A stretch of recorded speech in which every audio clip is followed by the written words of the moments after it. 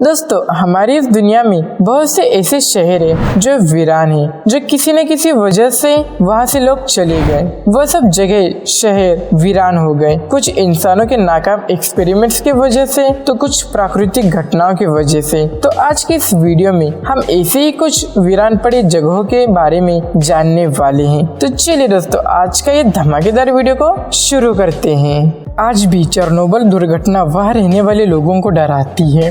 उनको आज भी रेडिएशन से फैली वो समय याद है और कीवा से सिर्फ 2 घंटे की दूरी पर आपको प्रिपियाट शहर देखने को मिलेगा। और यही वो शहर था जो चेरनोबिल के सबसे पास बना हुआ था और इसी शहर को सबसे ज्यादा नुकसान झेलना पड़ा।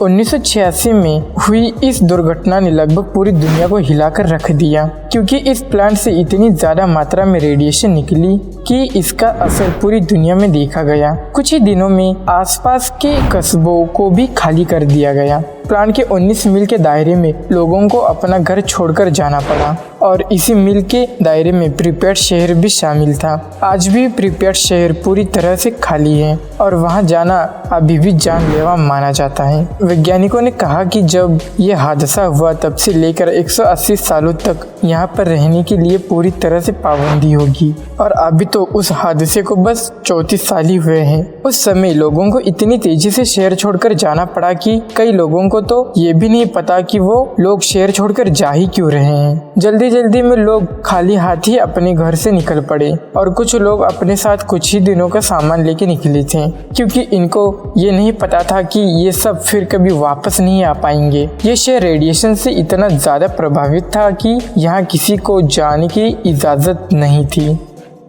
ओराडर सर ग्लेन फ्रांस। दूसरे विश्व युद्ध के दौरान कितने ही देश शहर बर्बाद हुए होंगे, उसमें से ही एक था ओराडर सर ग्लेन फ्रांस। ये एक हंसता खेलता शहर था जो दूसरे विश्व युद्ध के दौरान वीरान हो गया।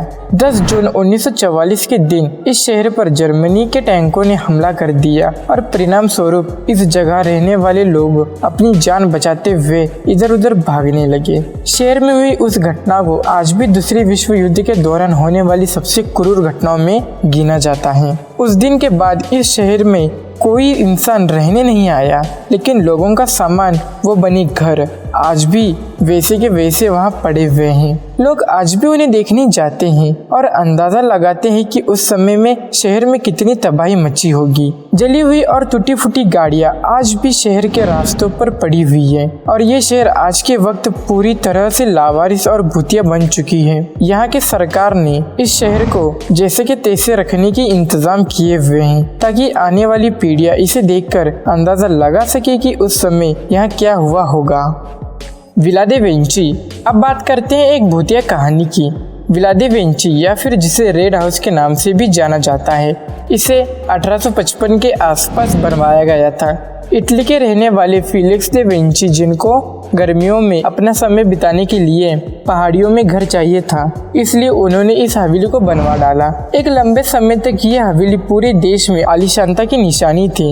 इस हवेली के हर कमरे में हीटर लगे हुए थे, हर कमरे का अलग अलग बाथरूम था। इसके अलावा यहाँ एक फव्वारा भी लगवाया गया था जो कि उस समय कहीं और नहीं देखा जा सकता था। लेकिन 1862 आते आते इस हवेली का नाम घोस्ट हाउस पड़ चुका था, क्योंकि उस साल एक दिन जब फेलिक्स घर आए तो उनको उनकी पत्नी मरी हुई मिली, साथ ही उनकी बेटी लापता थी।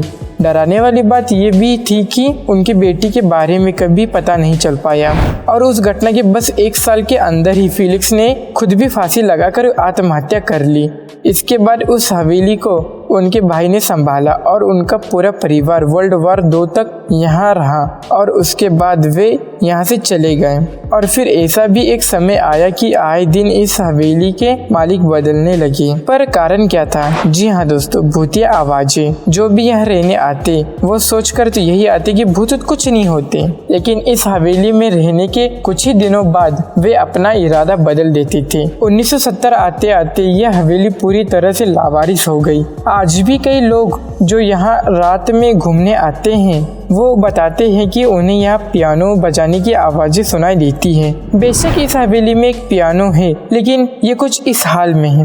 इस हवेली का भूतिया होने का पक्का सबूत सन 2002 में मिला, जब इस पहाड़ में हिमस्खलन यानी कि एवालांच आया। तब इसके पास मौजूद सभी छोटे बड़े घर सभी टूट के बह गए, लेकिन चमत्कारिक रूप से इस हवेली की एक ईंट भी नहीं हिली। तो दोस्तों, आज भी ये हवेली मौजूद है। क्या आप जाना चाहेंगे इस हवेली में?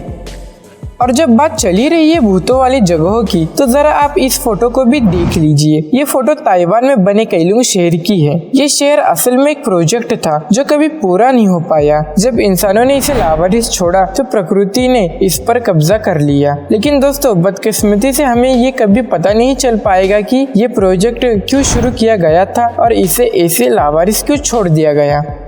जब भी किसी के दिमाग में न्यूयॉर्क का नाम आता है तो हर किसी के मन में एक ही ख्याल आता होगा कि वहाँ की जिंदगी भीड़ भाड़ वाली होगी। बड़ी बड़ी बिल्डिंग्स में लोग काम कर रहे होंगे, लेकिन ये बात कम लोगों को ही पता है कि न्यूयॉर्क में भी एक लावारिस आइलैंड है। ये आइलैंड न्यूयॉर्क के तट से बिल्कुल पास में ही बना हुआ है।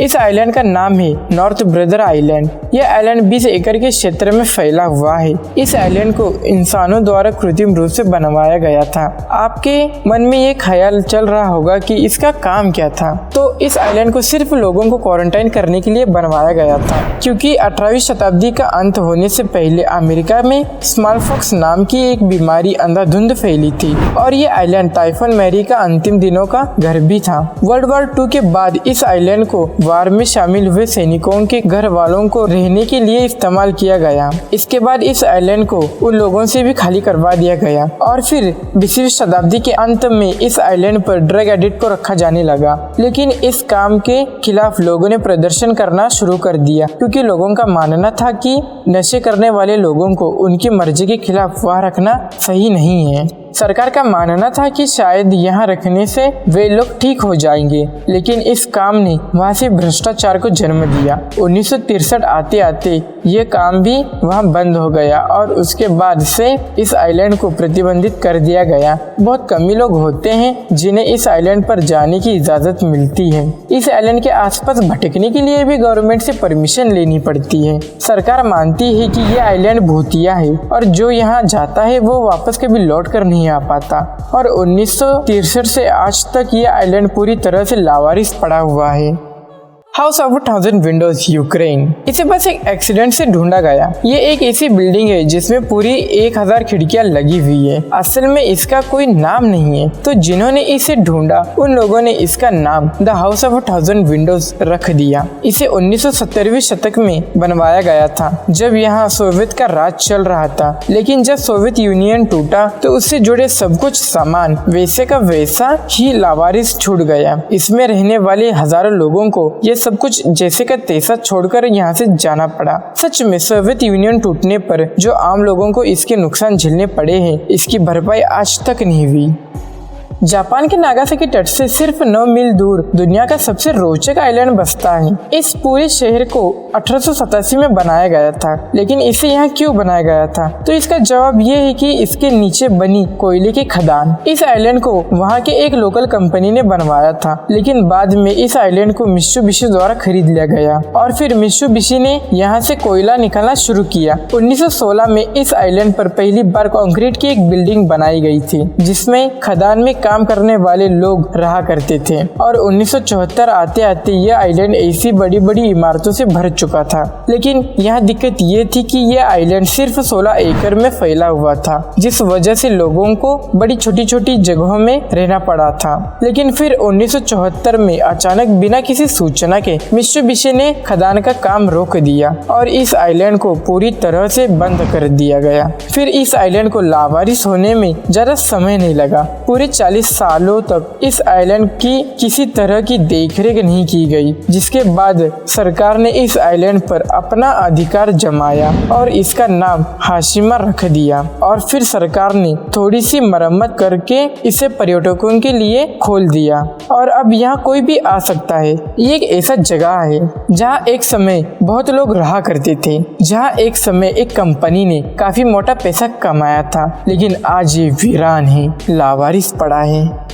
तो दोस्तों आज के लिए इतना बस। अगर वीडियो अच्छा लगा हो तो लाइक शेयर कमेंट करना ना भूलना और चैनल को सब्सक्राइब भी कर दीजिएगा। और मन करे तो मेरे इंस्टाग्राम को भी फॉलो कर सकते हैं, इंस्टा का लिंक नीचे डिस्क्रिप्शन में है। तो दोस्तों मिलते हैं आपसे फिर एक नई वीडियो के साथ, तब तक के लिए टाटा बाय बाय, धन्यवाद।